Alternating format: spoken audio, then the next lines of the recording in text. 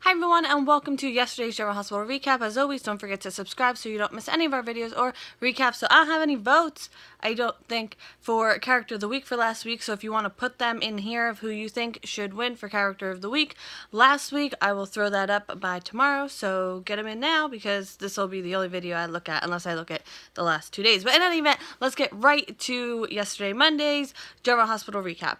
And at Lante's, Anna and Nathan make calls. They can't find Valentine anywhere, and technically he hadn't kidnapped Charlotte because he's not under arrest yet, and he still has full custody. Dante comes in. Lulu is so worried that she's never going to see Charlotte again. They know it'll take a lot to find Valentine and Charlotte, and Anna thinks that Nathan might be able to get a lead. I wonder through whom. So Dante says Jordan is on it. She's, put patrol cars out, and why is this at 4%? I can't even. He really tries to calm Lulu. She feels it's her fault. She didn't think that Valentine would run. And I'm sorry, but, they're not even trying to cut around the fact that she's pregnant. I don't mind. I don't mind at all. I just find it funny. Because usually, shows, they're, go out of their way. And they do some, specific cuts like this. But more, there's a lot of full body scenes that we're just all, pretending we don't see it. I just find it amusing. I enjoy it. I really do. So Dante says that maybe they'll be able to find, I don't know, something. Oh, what am I talking about? I don't know, but they'll be able to find Charlotte, and maybe, she'll call or something, and Lulu says that she knows how to find Charlotte. Valentine gave Charlotte an emergency phone. She wrote the number down. She hadn't programmed it into her phone because she didn't want to be tempted to call, and she finds it, and she calls the number. And we'll get back to that. In Niagara Falls, Valentine brought Charlotte on vacation. She's always want to come here, and she's so happy, and she asks where Nina is, because they were all going to take this trip together. So he sets her up with a map, says that, she can be the navigator for the trip. His friend is coming over, and he's, in a lot of pain, but he's covering it up. That's the ice. I have an ice maker now. Isn't that crazy?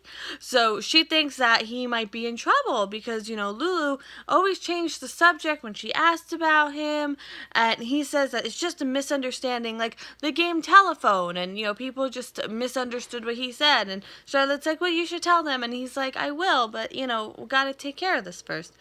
And Charlotte feels that she was rude by not saying goodbye to Lulu, and he always taught her to be polite, and she feels very badly about that. So Valentine tells her to write a postcard to Lulu and explain, and she really likes the idea. That's ever getting sent out, right? So Valentine makes a call. He says he's at the Canadian border, and he needs this person to meet him right now.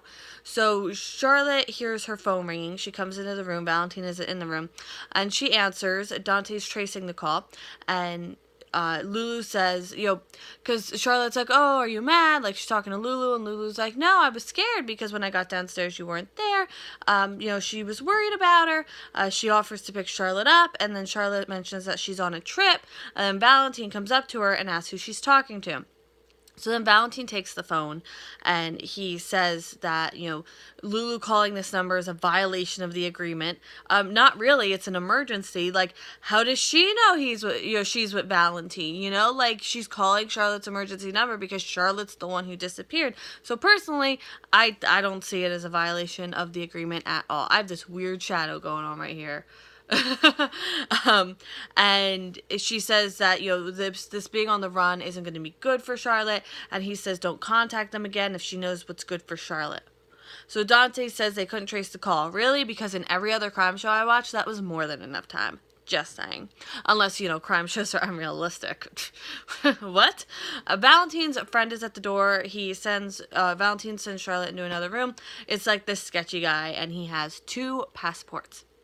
Back at Lante's, nothing happened. I wrote nothing. At Perks, Nina thinks about Valentine. She calls the hospital for an update and learns that he's checked out. Nathan meets her, and she tells him about Valentine, and he says that's what he needs to talk to her about. She can't get a hold of him, and Anna comes up behind her and says Valentine's a fugitive, and they need her help to find him. So Nina feels set up. Can't imagine why. And she doesn't know what to tell them. Anna tells her that he took Charlotte. They're both going to be fugitives for the rest of their lives, and she needs to think about Charlotte. And is this going to be good for her? So Nina asks Anna if she feels that Valentine deserves to be arrested. And Nina doesn't feel that Valentine deserves this. What if he was just somebody who made a mistake, 30 years ago when he was younger, and then he changed his life and he's not that person anymore. Like, do they think that people change? And I feel like when she's asking that, it's hitting really close to home for her, because the implications of, like, if they don't believe people change for her would be extraordinary, because then that means that to them, she's still the woman who attacked Ava Jerome and, took Avery and that whole thing, So it's very important to her that at least Nathan believed that people change. Oh, I talked too long and now my phone, I lost my spot. I'm such a mess, guys. What am I doing with my life? Do people change? Okay, so Anna gets a call. Lulu says that she talked to Charlotte. PD couldn't trace the call, though, and Charlotte thinks that she's going on a trip to somewhere she's always wanted to go. So Anna loops in Nathan and Nina to this. Does Nina know a trip that Charlotte would want to go on, because that's where she thinks she is? At J-Sam's place, Jason calls Liz to check on Jake. Liz says that overall he's okay. He's a little restless, but he's sound asleep now. And they get off the phone. There's a knock at the door. It's Carly. She just kind of comes in. He gives her the super abridged version of what went on with Jake and Helena in the nurse's ball. But what's up with her? And she tells him about Ava and Morgan and the sabotage. She explains it in detail, how he was unmedicated, and Jason doesn't know what to say. And, the why is that, she wanted Morgan to be away from Kiki. So she also tells him about the warehouse and Ava's severe burns and how Carly and Sonny have been cleared for everything. Just kind of glossing over that because we all know all that. So Jason tells her to stay clear of Ava. She doesn't think Sonny will be able to stop himself from doing what he wants to do. So Jason says it won't honor Morgan to kill Ava, and she thinks he's coming from a place of privilege because his sons are both alive. At Elizabeth's place, Laura comes over to check on Jake. He's still sound asleep. She tells her about the night with Charlotte and Emma and how kids are resilient and how, he'll be okay. She obviously doesn't know about the new Charlotte stuff yet. So she gives Elizabeth gives Laura the shipping receipt from the magic box, and she wonders if she's a bad mom for not seeing a problem sooner, like with how obsessive he had gotten or, anything like that. But Laura assures her that she's not a bad mother. She would have had to be psychic to know that anything was wrong with that magic box. She would have had no way to know Spencer didn't send it unless she sent a thank you card or a thank you email. Just saying. So Anna told Laura what happened between Elizabeth and Jake at the nurse's ball, that, she was able to talk him out of the Helena hallucinations and how her love for Jake saved him and that he can depend on her no matter what, and that she pretty much saved the whole town, to be honest. So I guess Elizabeth's the hero, guys. Woo! I'm being facetious. Like, she literally saved the whole town from massive destruction. So Laura tells Elizabeth about how Valentine, no, I guess Elizabeth, I don't know. Someone tells someone about how Valentine wouldn't give these other men the Chimera and how he was shot saving Nina's life. He's expected to survive. I guess Laura's telling Elizabeth that. I need to not use as many pronouns as I do. So he's expected to survive, but one good act doesn't redeem him in her eyes, and she can't dismiss him as like this thoughtless, feelingless monster anymore. And in some ways that's harder, because if you could just write someone off as a monster, you don't have to face your own feelings for them, Very philosophical in here. So Valentine raised her granddaughter, and Charlotte loves him, and, how is Lulu going to reconcile all of this? And Elizabeth reminds her, is kind of reminiscent about, Laura and Nicholas, and Laura says that Stavros was gone when Nicholas, came back into her life, but Valentine is so present.